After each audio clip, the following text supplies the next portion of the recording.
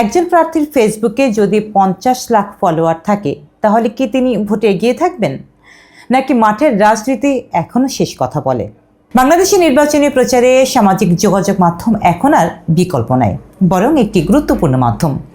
জনসভা, পথসভা ও ঘরে ঘরে ভোট চাওয়ার পাশাপাশি প্রার্থীরা ব্যাপকভাবে ব্যবহার করছেন ফেসবুক, ইউটিউব ও টিকটক। বাংলাদেশের সবচেয়ে জনপ্রিয় সামাজিক যোগাযোগ মাধ্যম ফেসবুক।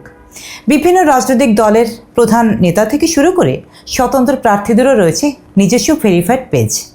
ত্রয়োদশ জাতীয় সংসদ নির্বাচনে বিএনপির চেয়ারম্যান তারেক রহমানের ফেসবুক অনুসারী সবচেয়ে বেশি। এরপর জামাত ইসলামের আমির শফিকুর রহমানের এবং জাতীয় নাগরিক পার্টির আহ্বায়ক নাহিদ ইসলামের অনুসারী তৃতীয় অবস্থানে রয়েছে। দলের বাইরেও অনেক প্রার্থীর অনুসারীর সংখ্যা কিন্তু চোখে পড়ার মতো।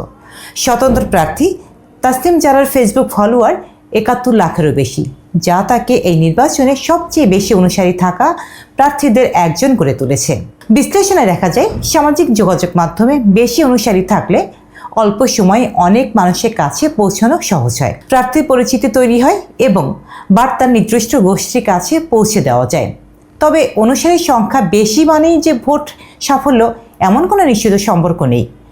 তথ্য প্রযুক্তি গবেষকদের মতে সামাজিক যোগাযোগ মাধ্যম যেমন দ্রুত প্রসারের সুযোগ দেয়, তেমনি ভুল তথ্য, ধর্মীয় বিদ্বেষ ও অপপ্রচার ছড়ানোর ঝুঁকিও বাড়ায়। বিশেষ করে এবারে নির্বাচনে কৃত্রিম বুদ্ধিমত্তা ব্যবহার করে তৈরি ভুয়া ভিডিও ও ছবির ব্যবহার নতুন চ্যালেঞ্জ হিসেবে দেখা দিয়েছে। বাংলাদেশে ইন্টারনেট ব্যবহারকারী পরিবারের হার 56%-এরও বেশি হলেও মোট ভোটার সংখ্যা প্রায় 12,77 লাখ। অর্থাৎ সামাজিক যোগাযোগ মাধ্যমের বাইরে থাকা ভোটারদের প্রভাব এখনও বড় বাস্তবতা।